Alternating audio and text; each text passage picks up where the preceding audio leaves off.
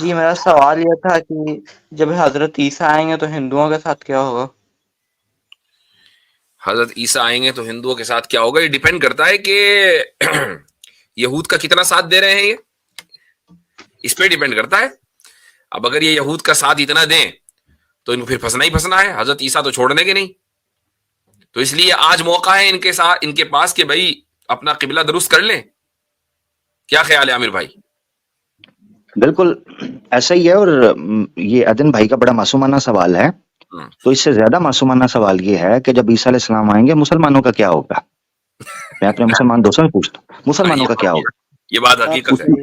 اس کی وجہ یہ ہے کہ دو چیزیں ہیں، دو میں سے ایک حالت ہوگی. یا تو یہ ہے کہ عیسیٰ علیہ السلام کی فوج میں شامل ہونا ہے.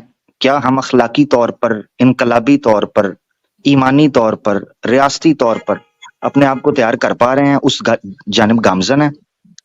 تو یہ دیکھنا چاہیے، تبھی عیسیٰ علیہ السلام کے جھنڈے تلے ہم اکٹھے ہو سکیں گے. یا پھر یہ ہے کہ وہ آئیں اور وہ دیکھیں یہ حالات تو وہ کہیں بھائی تم نے عجیب ہی معاملہ بنایا ہوا ہے.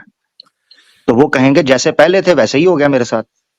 ٹھیک ہے جی ہاں. اور یہ بھی میں آپ کو بتا دوں کہ حضرت عیسیٰ علیہ الصلوۃ والسلام سے پہلے حضرت مہدی کی آمد ہے، یہ بھی حدیثوں کے اندر ذکر ہے. اور حضرت مہدی کی مخالفت کرنے والے پہلے کچھ نام نہاد مسلمان ہوں گے، نام نہاد بول رہا ہوں.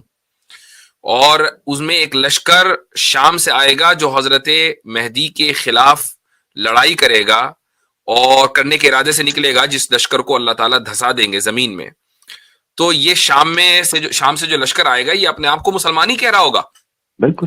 تو حتیٰ کہ وہ پناہ لیں گے بیت اللہ کے اندر، جو احادیث ملتی ہیں کہ وہ ان کو پناہ لینی پڑے گی اپنی حفاظت کے لیے، اور پھر وہاں سے دریافت ہوگی، ری ڈسکور ہوں گے. جی ہاں. تو اب سے یہ بات بہت اہم ہے کہ اگر مان لیں آج حضرت عیسیٰ علیہ السلام آ جاتے ہیں تو میں نہیں سمجھتا کہ مسلمانوں کی ایک بڑی تعداد تیار بھی ہے حضرت عیسیٰ کا ساتھ دینے کے. یعنی وہ گراؤنڈ ہی سیٹ نہیں ہوا ابھی تک.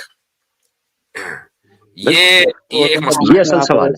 اصل سوال ہے کہ ہمارا معاملہ کیا ہے. اور ایک مرتبہ جب گراؤنڈ سیٹ ہو جائے نا کہ بھائی منافق مسلمانوں کی صفوں سے نکل جائیں اور مسلمان جو ہیں وہ بالکل ایک دم کھڑے بن جائیں اور ایسے بن جائیں کہ مہدی اٹھیں تو ان کے ساتھ ہوں اور عیسیٰ آئیں تو ان کے ساتھ ہوں علیہ الصلوۃ والسلام.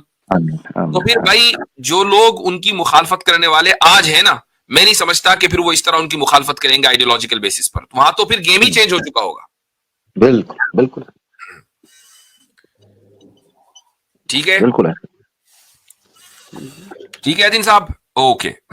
باقی یہ میں جملہ ایک بولنا چاہتا ہوں عدن بھائی، اگر آپ سن رہے ہیں، ہندوؤں کے یہ سن لیں گے بعد میں، ہندوؤں کے ہاں ایک تصور مانا جاتا ہے جو ریسائیکل کا، اوبیسلی آتماؤں کو بھی ریسائیکل کرواتے ہیں وہ، اور سمے بھی انفائنائٹ لوپ کے اندر چل رہا ہے.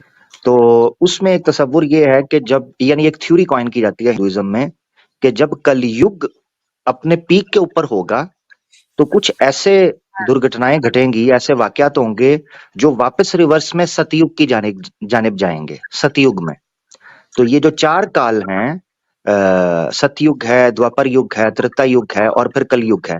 تو کل یگ میں ہم گزر رہے ہیں. جیسے ہی وہ حالات آئیں گے تو زیادہ تر ان کو کل کی اوتار کی طرف نسبت کیا جاتا ہے، جو کہ کل یگ کے اندر ہوں گے. تو اس میں پھر ریورس ہوگا اور ستیوگ کا جنم ہوگا دوبارہ سے، جس کو عام طور پر امام مہدی علیہ الصلوۃ والسلام یا حضرت عیسیٰ علیہ الصلوۃ والسلام کی آمد کے بعد دوبارہ اس عروج کو جو ہے نا وہ درشایا جاتا ہے یا ایکسپریس کیا جاتا ہے، کہ جس وقت عدل اپنی جڑ گاڑ چکا ہوگا، امن اور آشتی چہار جانب پھیل چکی ہوگی، انصاف کا بول بالا ہوگا، حقوق نافذ کر دیے جائیں گے اور غربت ختم کر دی جائے گی، اور سب لوگ جو ہیں وہ عزت اور احترام کے ساتھ جئیں گے. یہ حقیقت ہے، یہ کوئی افسانہ نہیں ہے، یہ ہو کر رہے گا جیسے ہو چکا ہے.